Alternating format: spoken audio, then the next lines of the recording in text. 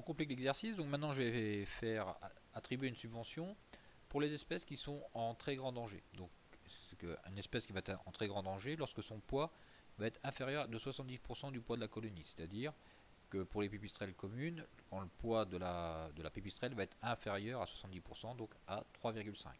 Et pour les grands murins, inférieur à 7, et quand le nombre d'individus dans la colonie sera inférieur à 50. Donc s'il y a moins de 50 individus, que son poids est plus petit que 70% du poids moyen, donc là, la colonie va être en très grand danger. Et pour ces colonies-là, je vais accorder une subvention suivant les départements.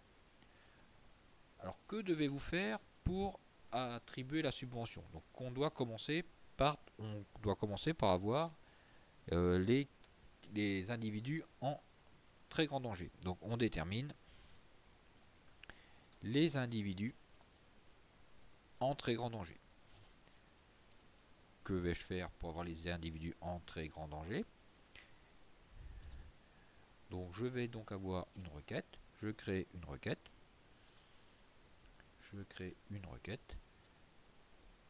Avec comme critère pour les pipistrelles. Donc pipistrelles,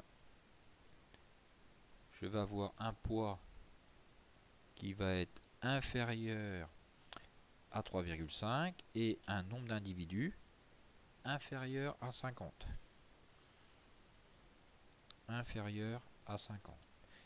Et pour les grands murins, le poids va être inférieur à 70%, donc à 7, inférieur à 7, et un nombre qui va être nombre d'individus ou toujours inférieur à 50. Nombre d'individus inférieur à 50. Je vais accorder une subvention, donc je dois créer une table. Avec des subventions. Donc une table avec les subventions. Donc ma table va avoir quoi? Le département en clé primaire, donc département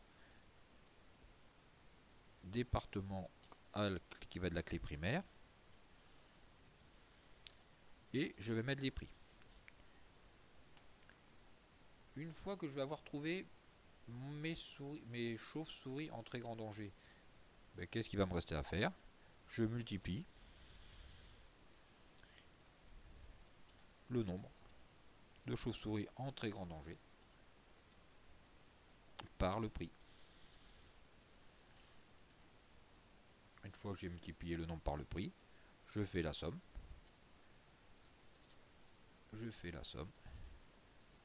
Et je groupe par département.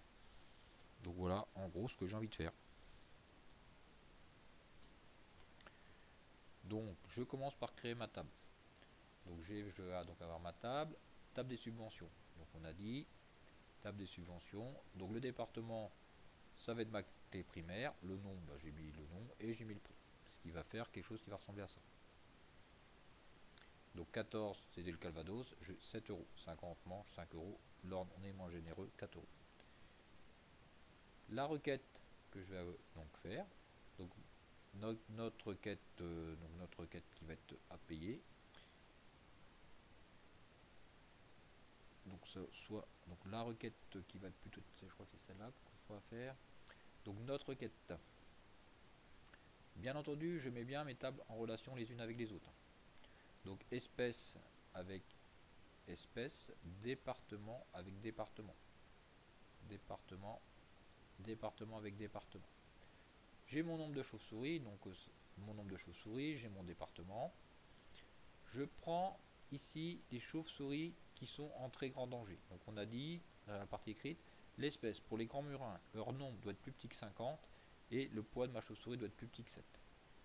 Ma pipistrelle commune doit être plus petit que 50 et le poids doit être plus petit que 3,5. Donc si je ne fais que cette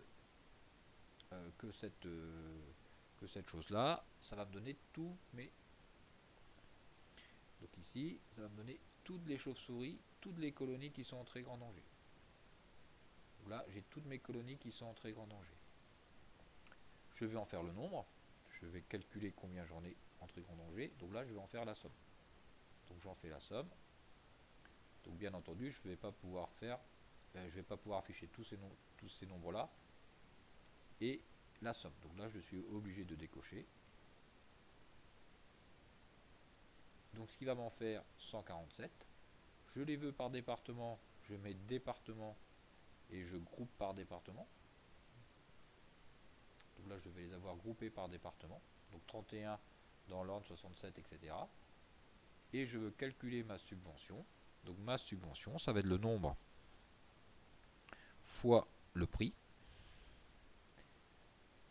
Et j'en fais la somme. Et j'en fais la somme. Et donc fonction somme, et je affiche. Et voilà ce que je vais avoir à payer par département.